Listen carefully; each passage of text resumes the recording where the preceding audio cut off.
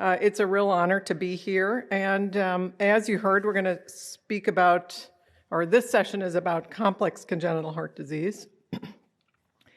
And I have no relevant financial relationships with industry, but one disclosure is that some of my images are in the non-Mayo format, and I suspect that will be disappointing for many of you.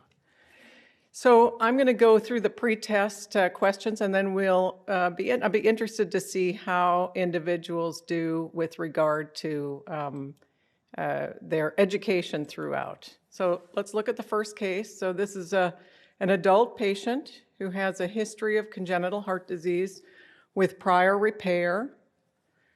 We'll take a moment to look at the images.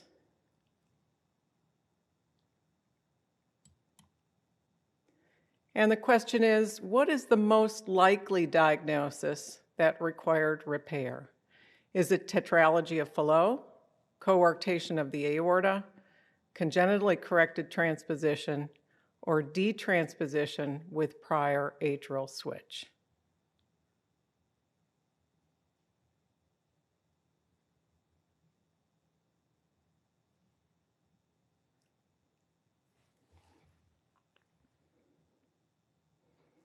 Good, excellent. And we can go back to the slides. And next question. Which of the following best describes the Glenn anastomosis? Subclavian artery to pulmonary artery connection, ascending aorta to right pulmonary artery connection, superior vena cava to pulmonary artery connection, or descending aorta to left pulmonary artery connection.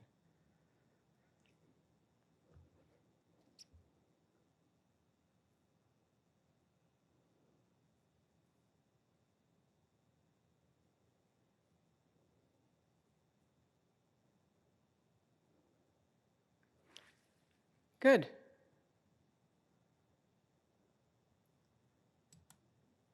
Question 3. Abdominal aorta pulse wave Doppler is demonstrated. And the question is, this profile is seen in which of the following? Aortic valve stenosis, arteriovenous fistula, aortic coarctation, or aortic dissection?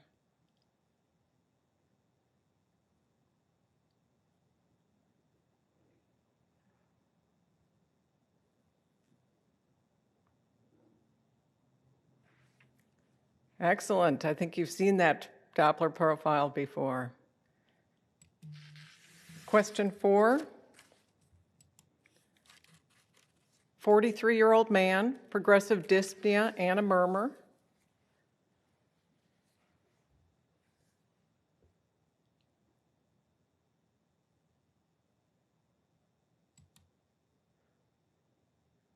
Apical imaging, and note that this is non-Mayo format.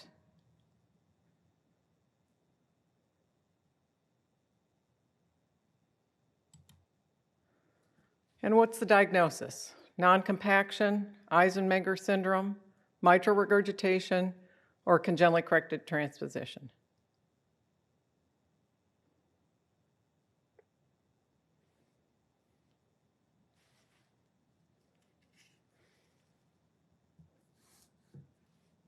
Great.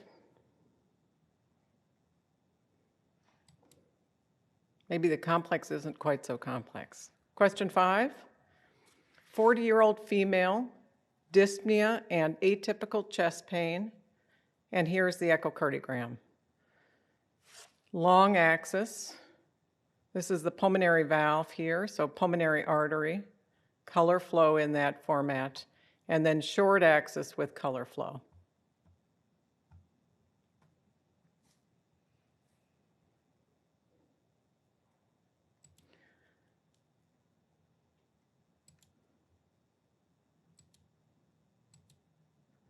And the question is, what's the diagnosis? Aortic regurgitation, pulmonary regurgitation, anomalous coronary artery, or patent ductus arteriosus?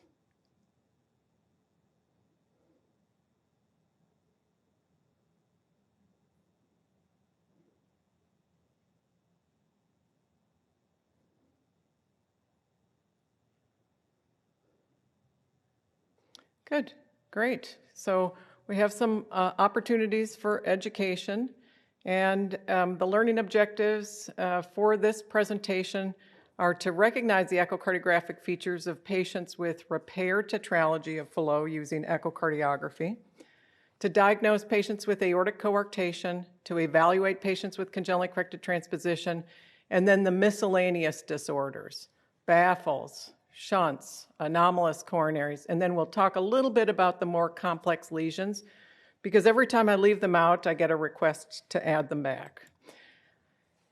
I think one of the important things for you to understand that in the world, not just in the United States, but in the world, there are more adults with congenital heart disease than there are children. And many of those individuals have had a prior operation. And so if we're faced with a patient who's had prior surgery for congenital heart disease or prior surgery for heart disease in childhood, we really need to get that surgical report. It's really key to the assessment of that patient. It's also important to understand and recognize and know what are the residua that we should look for in a particular patient with repaired congenital heart disease. And so let's look at this patient, 32-year-old woman, repaired tetralogy of Fallot, exertional dyspnea, and on the chest x-ray there's some of the characteristic features. Right aortic arch and an enlarged cardiac silhouette. Let's look at the echocardiogram. What's the most likely problem that this patient with repaired tetralogy of Fallot has?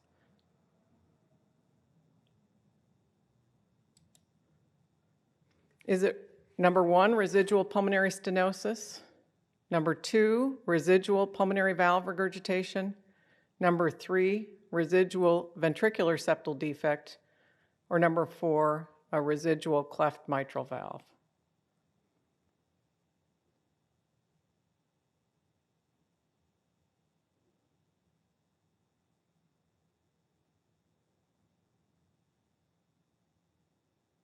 Good, residual pulmonary valve regurgitation, that's correct. So as we go back to the slides here, the important thing is to recognize that the right heart is enlarged in this patient with repaired tetralogy of Fallot. And why is that? You've already heard about pulmonary valve regurgitation, and these patients essentially always have pulmonary valve regurgitation, and I'll show you why in just a moment. But I'd like you just to notice that this can be quite challenging to visualize by color flow imaging. A very, very brief color flow jet is identified, and it's only with continuous wave Doppler that we really see that there's this very dense signal with rapid deceleration to baseline. Note how early it ends in the cardiac cycle in this patient with severe pulmonary valve regurgitation after repair of tetralogy of Fallot. So again, here just highlighting that first learning objective to recognize the echo features of patients who've undergone repair for tetralogy of Fallot. So remember that tetralogy consists of 4 abnormalities, but actually there's one critically important thing that occurs, and that is anterior displacement of the conus septum, and then secondary abnormalities, which of course result in a ventricular septal defect, a so-called malalignment ventricular septal defect with aortic override. And then also you'll note, because this is displaced, there's right ventricular outflow tract obstruction and secondary right ventricular hypertrophy. So again, 4 things that are present in individuals with tetralogy of Fallot. Now, it's very uncommon for us to see an unrepaired patient with tetralogy of Fallot reach adulthood, although we just had one just recently. Our colleague, Dr. Carol Warrens, saw that patient. And so it's nice to see these features of that overriding aorta over this malalignment VSD in an individual with unrepaired tetralogy, but again, very uncommon. So what are the things that we need to think about? What are the other associations in this disorder? About 25% will have a right aortic arch, as demonstrated on the initial chest x-ray that I showed you and also on this chest x-ray as depicted by the arrow. 15% will have a secundomatral septal defect, and then between 2 and 10% will have anomalous coronary artery, generally the left anterior descending from the right sinus, a very important thing for the surgeon to know about to avoid injuring that coronary artery. Again, pulmonary valve regurgitation is the most common sequelae after repair of tetralogy of Fallot. Other things that we can see, pulmonary stenosis, but of course that would cause right heart hypertrophy, not enlargement. Residual VSD, as we heard just from Crystal's great presentation, that also will cause left heart enlargement, not right heart enlargement. And then aortic regurgitation also will cause left heart enlargement. So in a patient with tetralogy of Fallot that's had prior repair with right heart enlargement, it has to be pulmonary valve regurgitation. And why does that occur? Because the surgeon, in order to relieve right ventricular outflow tract obstruction, puts a nice big patch across the pulmonary valve, rendering the pulmonary valve incompetent. So there's severe pulmonary valve regurgitation, and that is well tolerated for many years, often for decades. But ultimately, it causes right heart enlargement, annular dilatation of the tricuspid valve, and also tricuspid regurgitation. And these patients may present with exertional dyspnea, with atrial arrhythmias, with progressive right heart failure, particularly if the tricuspid regurgitation is worsening. So again, here, clues to the diagnosis of pulmonary regurgitation after repair of tetralogy of Fallot: cardiac enlargement on chest x-ray or certainly by echocardiography, symptoms, right heart enlargement, arrhythmias, and then, as I said, tricuspid valve regurgitation. So all of those things should be considered. And remember, pulmonary regurgitation is the most common thing that you'll see after repair of tetralogy of Fallot. So let's look at another lesion here, 21-year-old male with hypertension. Mid-ascending aorta, 54 millimeters. And you're probably thinking to yourself, I think we already talked about the aorta. Why are we looking at this? Not too surprising to see a bicuspid aortic valve. And indeed, there wasn't significant obstruction in this bicuspid valve. Peak aortic velocity 1.4 meters per second and trivial aortic valve regurgitation. So what would you recommend with regard to this patient? Medical therapy and observation, percutaneous intervention, operative intervention, or additional imaging?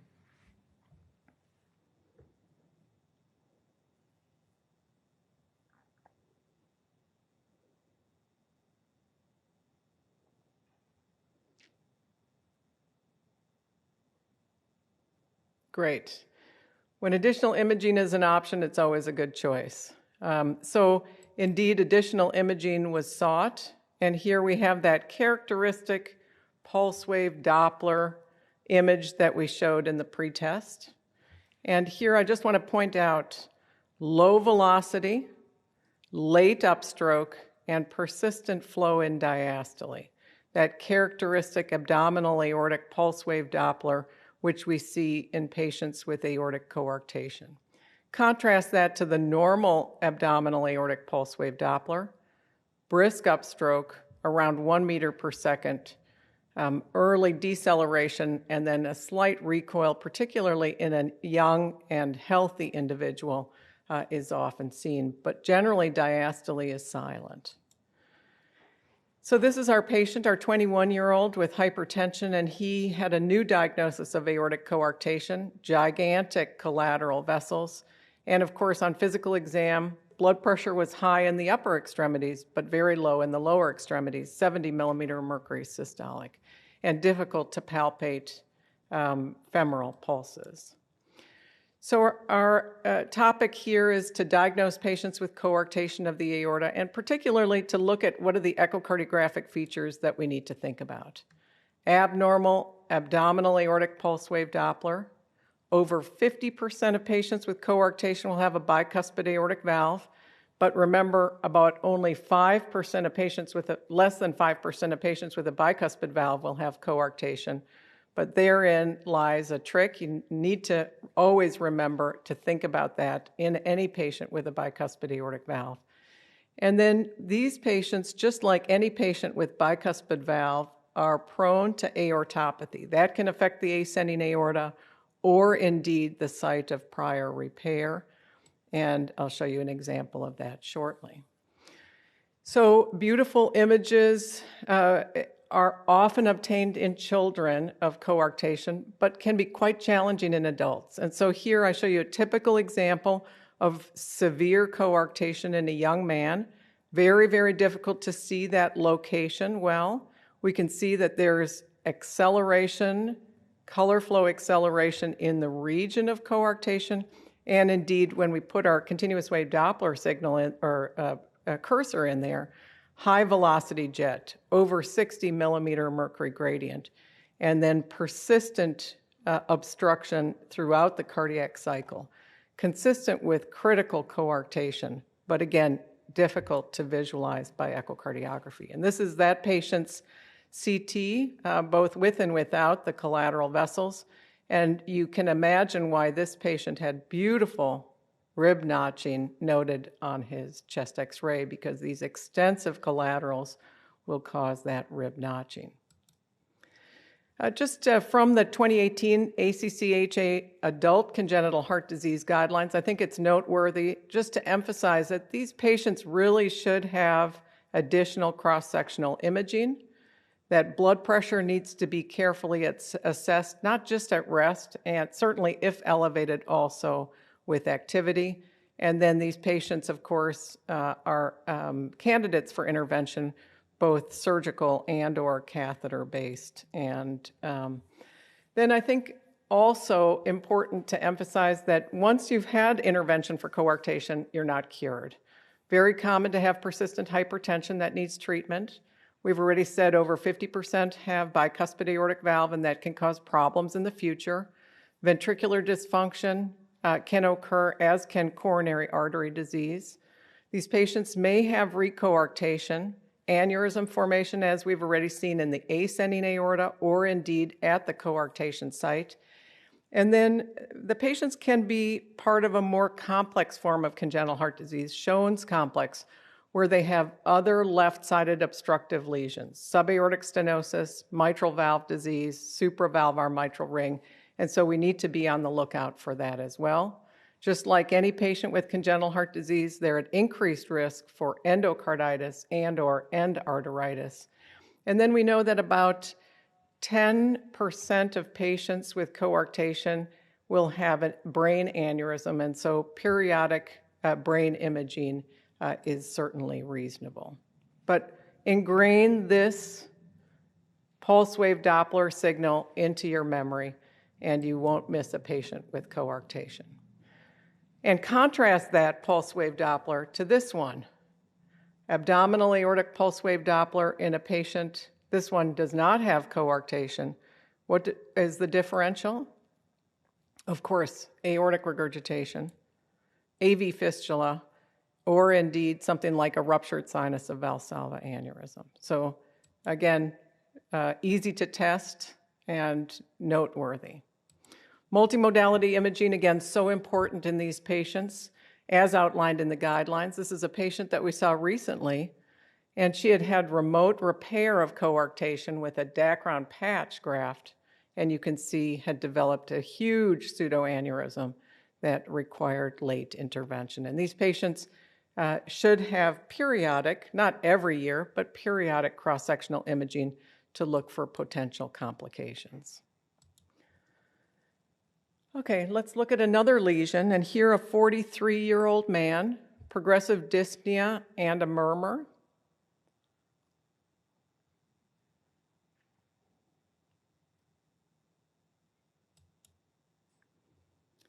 What valve lesion do you expect with this type of congenital heart disease? Does he have aortic valve regurgitation, mitral regurgitation, tricuspid regurgitation, or pulmonic regurgitation?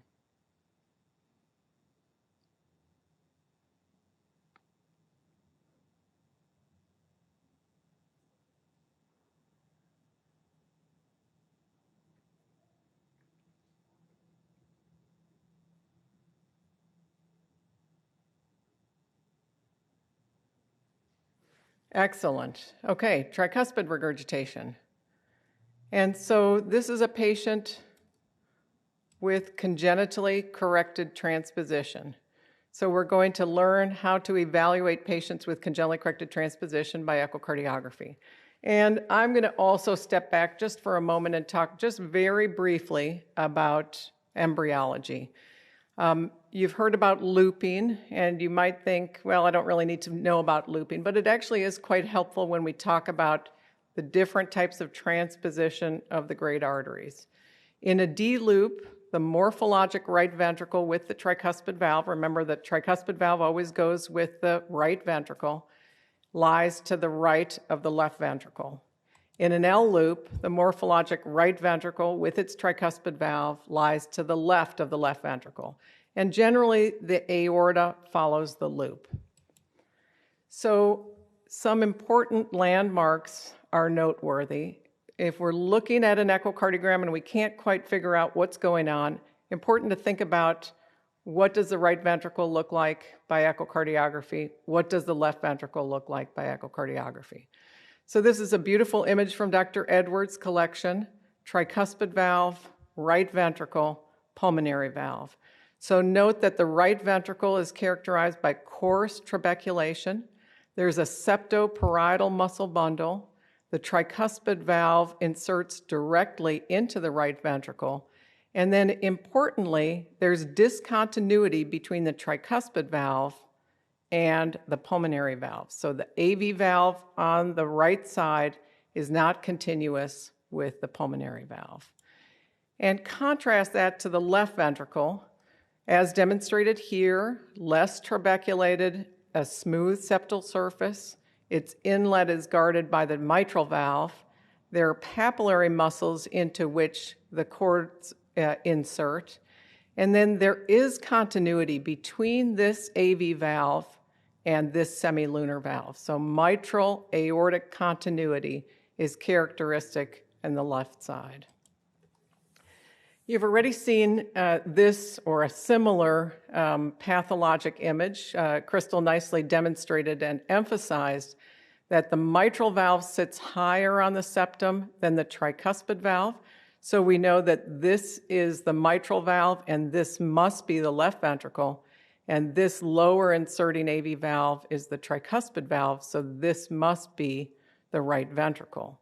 And so this cardiac crux is a very important landmark for all of us, but particularly if you're looking at patients with congenital heart disease.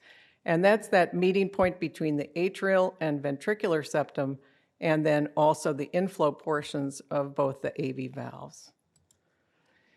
So if we look at normal cardiac anatomy, compare that to L transposition or congenitally corrected transposition, and again, left atrium, we can see the pulmonary veins here, connected via mitral valve, a higher inserting valve, to a left ventricle, and then right atrium, tricuspid valve, right ventricle. Conversely, over here in congenitally corrected transposition, we can see the pulmonary veins, connects via this lower inserting AV valve, so atrioventricular discordance, so this is a tricuspid valve and right ventricle. This is the right atrium, mitral valve, higher here on the septum, and right ventricle. And then I just flipped them for you because the next is the schematic, which also demonstrates the great arteries. And here we can see that two wrongs have made a right in congenitally corrected transposition. The left atrium connects via the tricuspid valve to the right ventricle, and the right ventricle then connects to the aorta. So blood goes through the wrong AV valve and the wrong ventricle, but in the correct direction. In patients with congenitally corrected transposition, you'll also see it described as CCTGA or LTGA. And let's look at a few examples. Here again, non-Mayo format, pathology image demonstrating, again, the characteristic features. And here on the echocardiogram, left atrium, we can see pulmonary veins coming in here, apically displaced AV valve, and then a very trabeculated, hypertrophied systemic right ventricle. So we know that's tricuspid valve and right ventricle. And here you don't see the aorta, but the aorta comes off that chamber. So things that are associated with congenitally corrected transposition, systemic AV valve replacement, systemic regurgitation. So that tricuspid valve really wasn't built to sustain a systemic pressure. So these patients will present with systemic tricuspid regurgitation as they age. The right ventricle also is not built to sustain that high pressure, and so eventually systemic ventricular dysfunction occurs.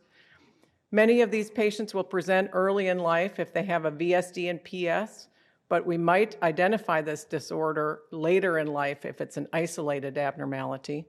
As demonstrated in this pathologic example, dextrocardia or mesocardia can also occur. And then these patients are particularly prone to arrhythmias, particularly heart block, which occurs at a rate of about 2% per year.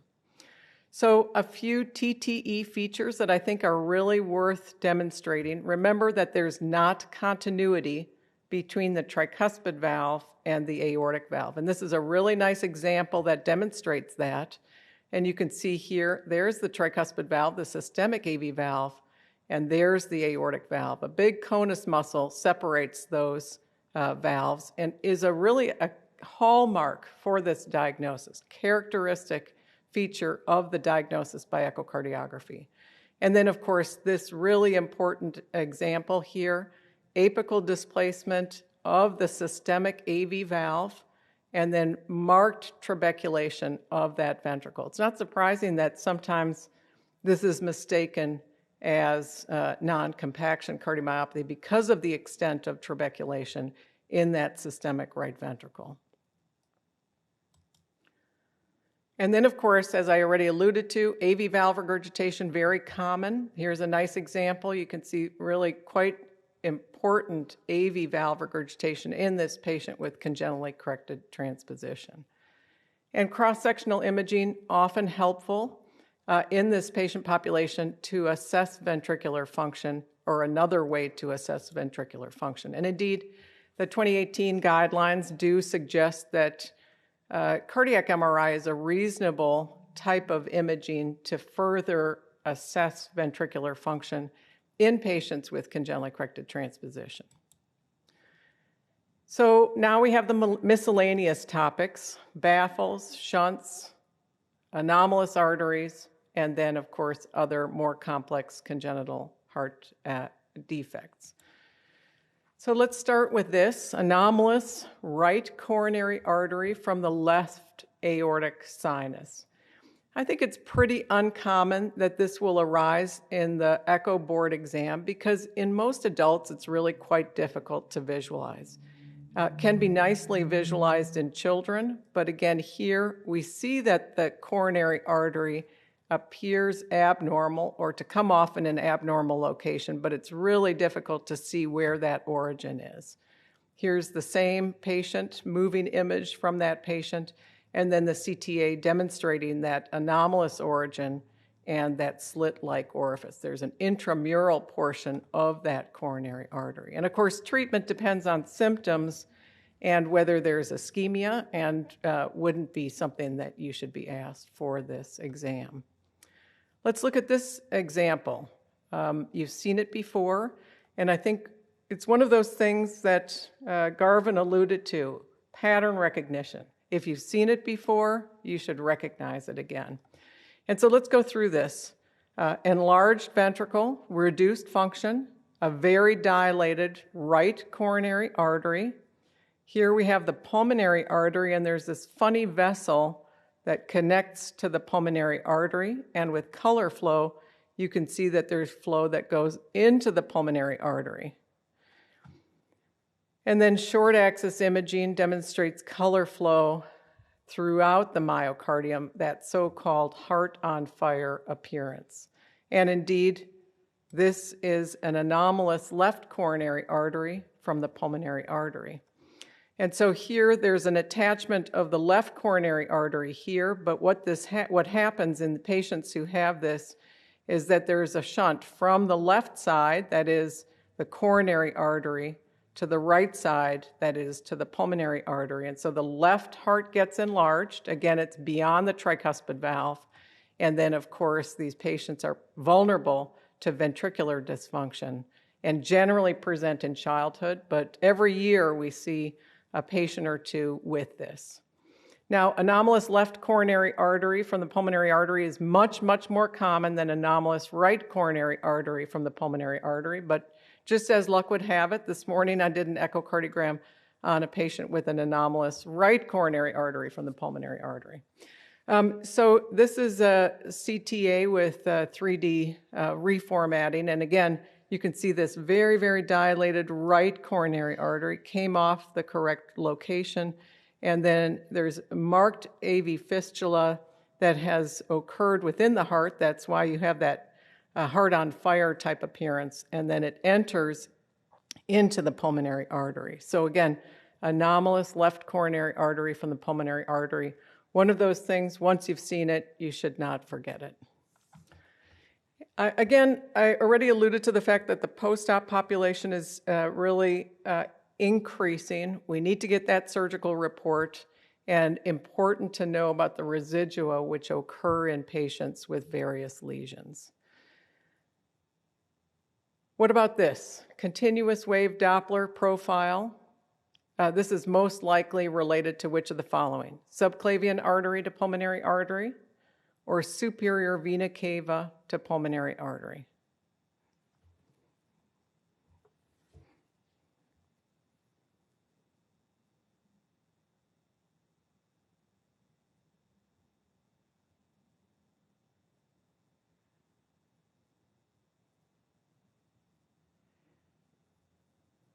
(50-50). Great, let's go back to the signal. So we have a high velocity systolic jet and continuous flow in diastole. So this should not be the SVC. If it's the SVC, the patient is very, very sick. So it has to be a systemic artery to pulmonary artery anastomosis. So high velocity in systole, persistent flow in diastole. Again, artery, a systemic artery to pulmonary artery anastomosis. So surgically created shunts are made, are performed in cyanotic patients in order to improve pulmonary blood flow and oxygenation. And of course, they can cause problems, which we'll go into in just a moment. They're also used to make the pulmonary arteries grow. Most of the time, they're done through the right or the left chest, and all have potential complications. These are the ones that you'll hear about most frequently. Classic Blalock-Taussig shunt. In this situation, right subclavian artery to right pulmonary artery using the actual subclavian artery. That's a classic BT shunt. And here, a modified Blalock-Taussig shunt. Again, Dacron graft from the right subclavian to the right pulmonary artery. These shunts can be done on the left side as well. Again, just left subclavian to left pulmonary artery. So right or left-sided Blalock-Taussig shunt, named after the surgeon and the cardiologist that described them initially. So here's a patient that I follow, very complex congenital heart disease, palliated with a Blalock-Taussig shunt, and you can see continuous flow here in this right Blalock-Taussig shunt, and again, high velocity in systole, persistent flow in diastole, because it's an arterial, a systemic arterial to pulmonary artery shunt in this patient who does not have pulmonary hypertension. And then another complex patient, you can see two AV valves, a very abnormal ventricle here, two atria, and also palliated. In this patient, a left Blalock-Taussig shunt, very difficult to see by 2D imaging, but by continuous wave Doppler, we can say with good confidence that that's still patent. About 4 meters per second in systole, and then about a little less than 2 meters per second in diastole. So patent left Blalock-Taussig shunt. What about a classic Glenn? That's the superior vena cava to right pulmonary artery in patients who have a right SVC. It is rarely used in this era because it causes AV fistula, so most of the time bidirectional Glenn will be performed, which I'll show you in just a second. This is imaging of a patient with a Glenn, And notice that this is very low velocity flow. This is venous flow, SVC to pulmonary artery. And here we're looking at velocities of 0.4 meters per second, not 4 meters per second. This is the bidirectional Glenn, and you can see it's the superior vena cava connection to the pulmonary artery. There's no connection to the right atrium, as there is in a classic Glenn also. And so remember that these patients are not amenable to endocardial procedures, that is like a pacemaker or device from above, because there's no connection to the atrium from that SVC. For historical purposes, I just want to mention Waterston and Potts anastomosis. We'll still see patients who've had these, but really don't see them in the echo lab that much anymore. Waterston is ascending aorta to right pulmonary artery, and Potts descending aorta to left pulmonary artery. These tended to get quite large and caused pulmonary overcirculation and pulmonary hypertension. So I mentioned that problems can arise, distortion of the pulmonary arteries, which can cause obstruction, thrombosis, occlusion, or then, again, similar to what I just described, the shunts get too big, causing pulmonary hypertension, pulmonary vascular disease, and ultimately LV volume overload. Just a couple comments about baffles, and to do this, I think it's worth just going into one of the other complex forms of congenital heart disease. We talked about L transposition, and here I want to talk about D transposition. With D transposition, the right ventricle is on the right side of the left ventricle, as demonstrated in this beautiful anatomic example. But in this situation, the problem is that the great artery comes off the wrong ventricle. So here we have the morphologic right ventricle giving rise to the aorta, and the left ventricle giving rise to the pulmonary artery. There are a number of different operations that have been described for these patients. The atrial switch is one that we will discuss in more detail, and then I'll just allude to the Rastelli and the arterial switch. So atrial switch in this operation, the pulmonary and systemic venous anatomy is redirected. In the Rastelli, a VSD has to be present, and therefore, in that situation, the VSD is closed so as to redirect left ventricular blood to the aorta and right ventricular blood to the pulmonary artery. It is done via a conduit. And then in the arterial switch operation, the great vessels are transected and repositioned. So let's look briefly at the atrial switch operation. In this situation, again, venous blood, SVC and IVC, so systemic venous blood is redirected across the mitral valve into the morphologic left ventricle and then goes out to the pulmonary artery. And then pulmonary venous blood is redirected across the tricuspid valve into the right ventricle, which acts as a systemic ventricle, and then out through the aortic valve and into the aorta. Similar schematic here, which is obviously still. And this is something that you might see on your exam. In fact, when I took the exam, they had an echocardiogram just like this and said, what was this patient born with? And of course, the answer is D transposition. And so here you see the systemic right ventricle, the baffle, which diverts pulmonary venous blood entering this right atrium, crossing into the right ventricle, and then it goes out from the right ventricle to the aorta. Conversely, the left ventricle is a small and not muscle-bound ventricle and connects to the pulmonary artery, which we can see here dives posteriorly and then bifurcates. A lot of problems that can arise in these patients: arrhythmias, baffle leak, baffle obstruction, right ventricular failure, as you can see happened in this patient, and tricuspid valve regurgitation. Remember, the systemic AV valve is the tricuspid valve. I mentioned briefly the Rastelli operation, and I think, again, imaging, it's unlikely to come up on the exam, but you should know that these patients are prone to problems related to what we do to them, conduit obstruction, and then also they have the left ventricle connected to the aorta through a complex pathway with a VSD patch. So left ventricular outflow tract obstruction can also occur in these individuals. And then the atrial switch was done until about 1975 or so as the primary operation. And around that time, the arterial switch was initially described. And in this procedure, the patient's great arteries were transected and then reconnected in the correct format. And of course, the coronary arteries also needed to be redirected.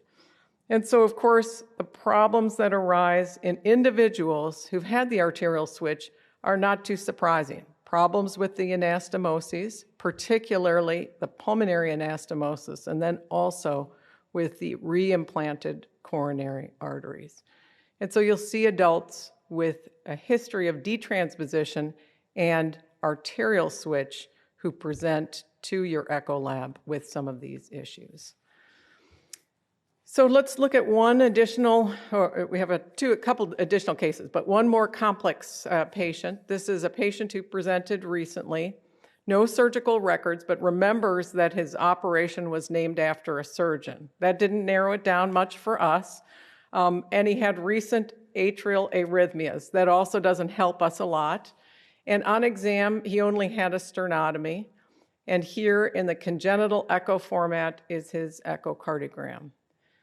So what operation do you think that the patient had? And we're not going to do an audience response here because I think it's most likely very complex anatomy here. One ventricle, one AV valve, this massively dilated chamber, and this patient had a modified Fontan procedure where venous blood is redirected to the pulmonary arteries via various different connections. So modified Fontan procedure in this patient with complex anatomy. So single ventricle physiology, this is an operation that's commonly used for that, and also even hypoplastic left heart syndrome. We're seeing quite a few adults now who've had Norwood and then Fontan procedures. Many modifications as demonstrated here. So our patient had a classic Fontan or an AP Fontan with the right atrial appendage being connected to the pulmonary arteries. And as a result, he's developed massive right atrial enlargement and, of course, atrial arrhythmias that go along with that. It was initially thought that these chambers would provide some pulsatility, and it's now recognized that that's not the case, and in fact, they cause a major problem. And so nowadays, we'll see patients who've had intracardiac conduits or more frequently extracardiac Fontans in an effort to decrease some of the complications that occur in this patient population. And I think for the interest of this particular presentation, just to recognize some of the many problems that can occur in patients who've had a Fontan: arrhythmias, heart failure, ventricular dysfunction, valve regurgitation, thrombus, problems with connections, and then extracardiac problems such as protein-losing enteropathy, liver disease, lung disease, and then, of course, a multitude of reoperations. These are the patients that keep on giving, the patients that we see in our clinic every week that really do need our expert care. So I think one last bonus question for you. I think that this is a nice echocardiogram, TEE in an asymptomatic patient. You might ask, well, why would you do that? Well, the aorta is a little bit big and there's aortic valve regurgitation as demonstrated. And so the question is, what is this? Unicuspid aortic valve, bicuspid aortic valve, tricuspid aortic valve, quadricuspid aortic valve, or are you not able to tell?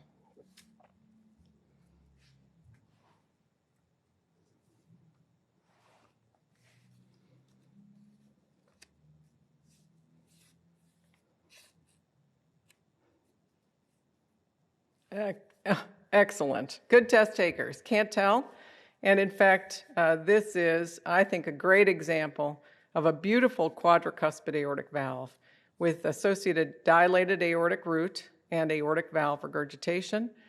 I thought you might be interested that this is a very, very uncommon form of aortic valve disease. And in fact, there are 7 types of quadricuspid valve. I can assure you that that will not come up on your echo boards. And aortic regurgitation is the most common complication. I think this is a beautiful path specimen from Dr. Edwards again, demonstrating the most common type, which is type B, with 1 small and then 3 sort of similarly sized aortic valve cusps. And I like to show this before the post-test to wish you the best of luck, not just on the post-test, but also on the echo board exam. So good luck to all of you. And then pearls that I think that you should know. Patients with a prior operation who have congenital heart disease always get the surgical report.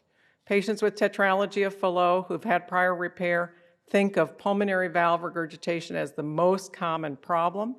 Coarctation of the aorta, very common to have a bicuspid valve and or an aneurysm, and then that abnormal abdominal aortic pulse wave Doppler.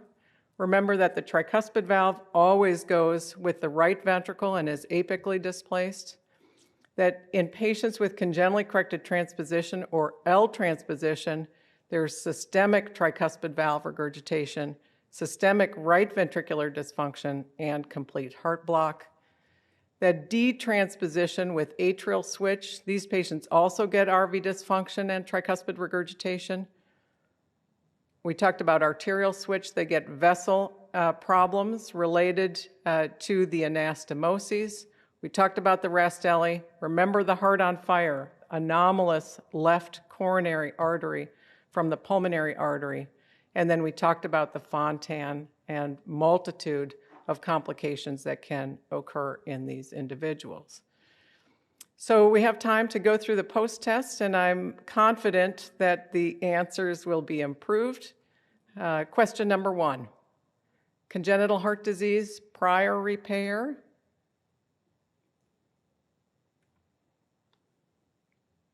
What is the most likely diagnosis that required repair in this individual? Tetralogy of Fallot, coarctation of the aorta, congenitally corrected transposition, or detransposition and prior atrial switch.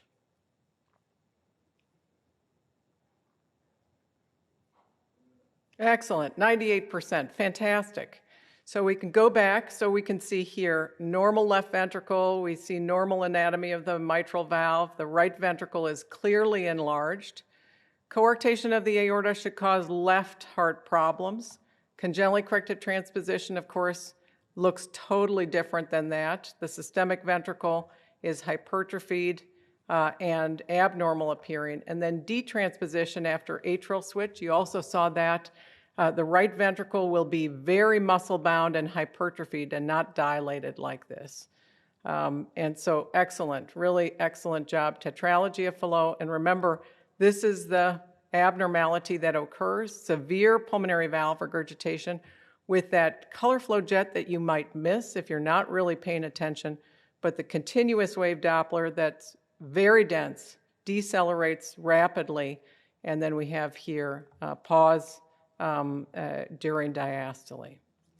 And we already talked about this, cardiomegaly on chest x-ray, atrial and ventricular arrhythmias, symptoms of dyspnea, fatigue, and right heart failure, all clues to the diagnosis of pulmonary regurgitation in these patients.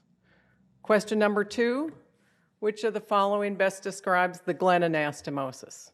Subclavian artery to pulmonary artery anastomosis, ascending aorta to right pulmonary artery anastomosis, SVC to pulmonary artery, or descending aorta to left pulmonary artery.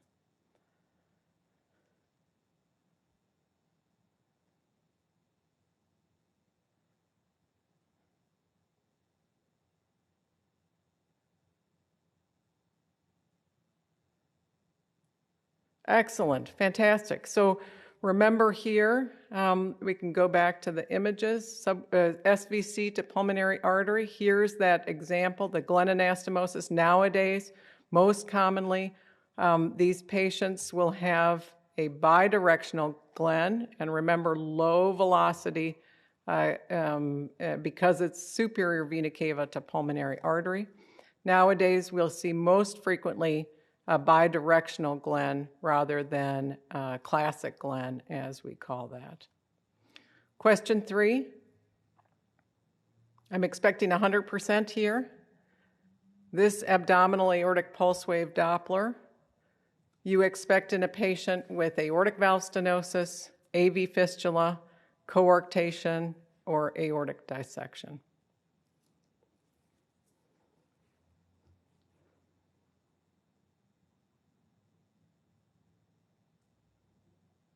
%. Excellent. Fantastic. That's really great. So you won't forget this. Again, low velocity, late upstroke, persistent flow in diastole, all the things that we talked about several times already.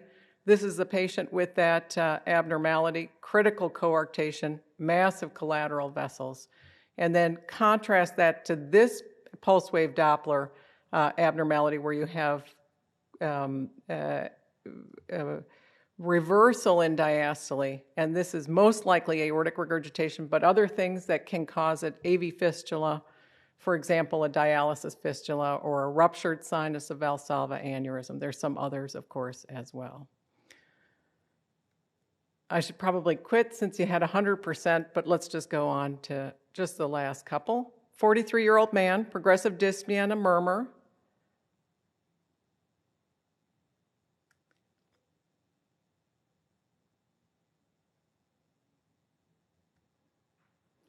What is the diagnosis? Non-compaction, Eisenmenger syndrome, mitral regurgitation, congenitally corrected transposition.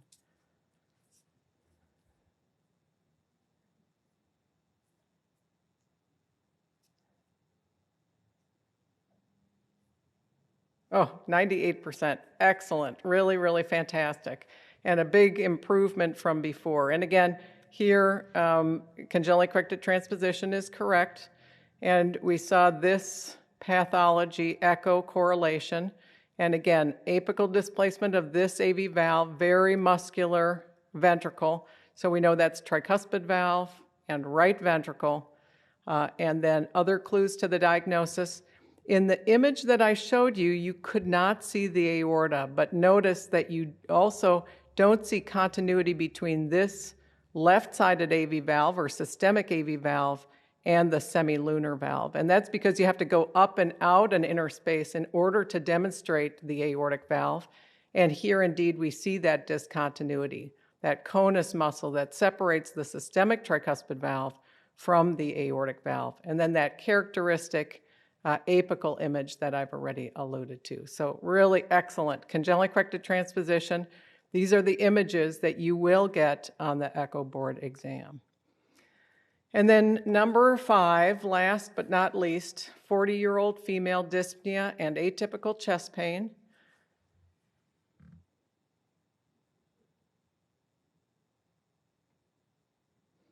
What is the diagnosis? Aortic regurgitation, pulmonary regurgitation, anomalous left coronary artery, or patent ductus?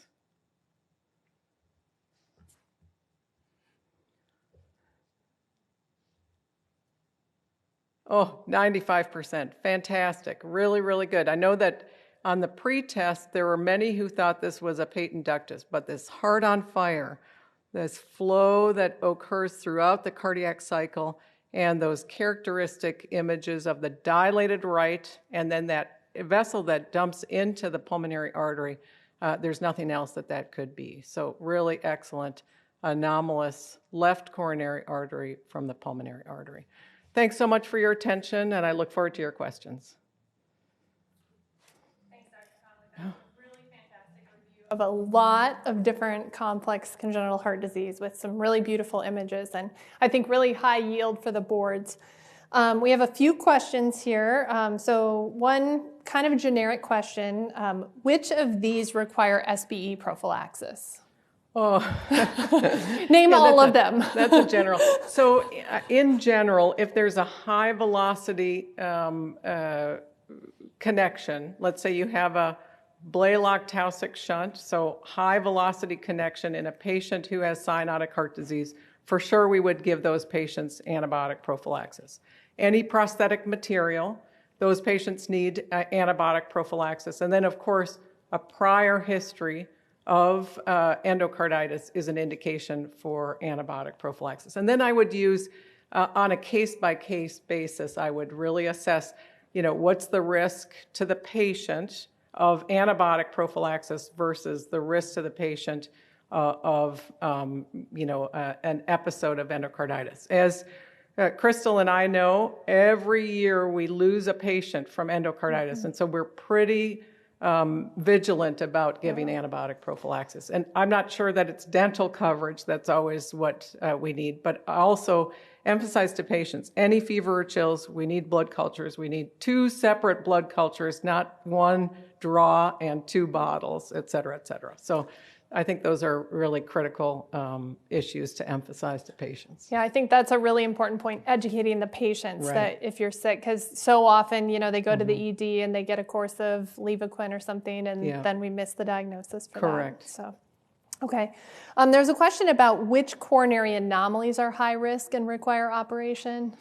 Yeah, so I showed the things that you might see most likely. An anomalous right is very common. It's quite controversial as to whether those patients should be intervened on. And so it's unlikely that you'll be asked about treatment for that because there's no consensus, even amongst us, about which patient should have intervention. We discuss a case like this, I'd say, every other week, and we see many patients.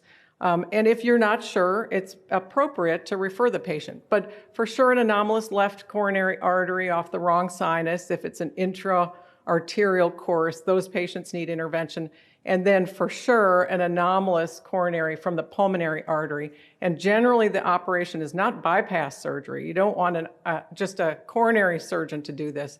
It's reimplantation of the coronary artery into the aorta. And that's what that patient had that I imaged this morning. So those are, I think, the big ones to emphasize for the echo boards. I think we'll close with just one last question.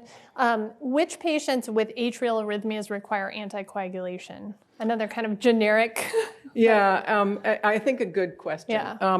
So for sure, any patient with a Fontan and any arrhythmias require anticoagulation. In fact, some centers routinely anticoagulate those patients even if they don't have atrial fibrillation. We also prefer to assess the atrium in those patients even if they're anticoagulated before cardioversion, and that's something that many practices don't appreciate. This is not the patient that goes into the ED, gets a quick INR, and then a cardioversion. These patients really require further evaluation. So I think we all have a very low threshold for anticoagulation. These patients, they don't fit into the CHADS-2 VAS score or the HAS-BLED, et cetera, scoring system. Really a formal assessment by a congenital specialist to determine the pros and cons of anticoagulation in these patients is appropriate. Because, of course, there's some patients where the risk of anticoagulation outweighs the potential benefit. For example, the cyanotic patient with a low platelet count and risk of bleeding and so on. So I think it's difficult to just say, these are the patients yes, these are the patients no. It does require an individualized approach.